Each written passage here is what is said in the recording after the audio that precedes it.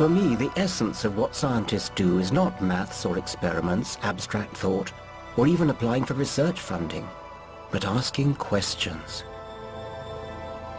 Newton wanted to know why things fell to the ground. Darwin, why animals were different in different places. I'm on my way to talk to Stephen Hawking about some of the questions we are both still asking. I want to ask him his views on evolution. As a physicist, does he think that the origin of life on Earth is just a happy coincidence? The existence of the Earth and the properties that made it possible for biological life to develop depend on a very fine balance between the so-called constants of nature. If they were more than slightly different, either planets like the Earth would not occur, or the chemical processes necessary for life would not take place. One might take this as evidence for a divine creator, but an alternative explanation is what is known as the multiverse. The idea is that there are many possible universes.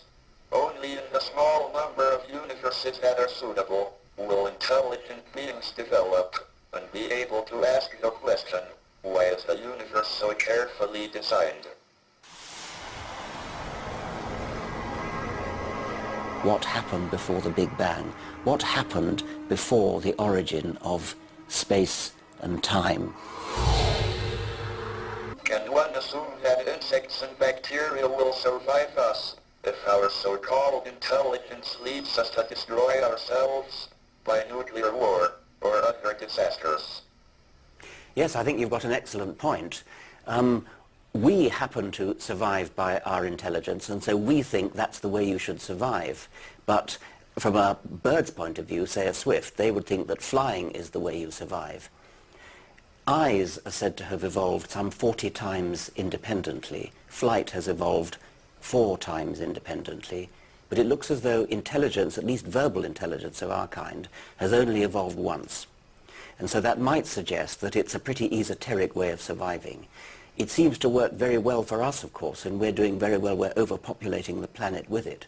But if we go too far with it and destroy ourselves and destroy much of life, then of course you're right that other ways of survival will take over, bacteria prominent among them. One can't help asking, why are you so obsessed with God?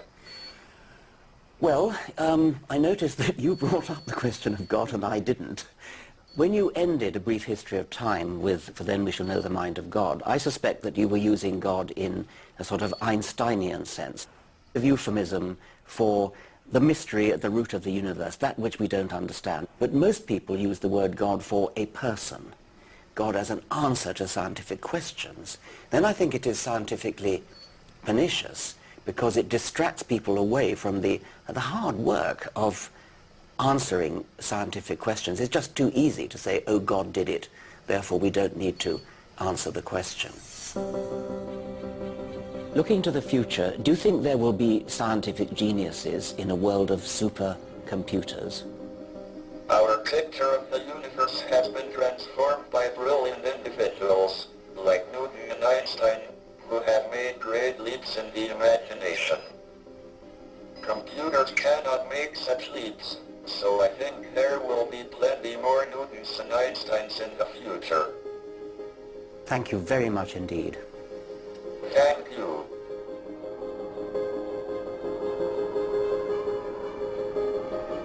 In the not too distant future, there are certainly going to be major problems. Problems about climate change. Problems about increasing density of population. There will be a problem too about power. How are we to generate power? Science will produce the answer. What the answer will be, I don't know. But I'm perfectly certain that it is science that will find it for us.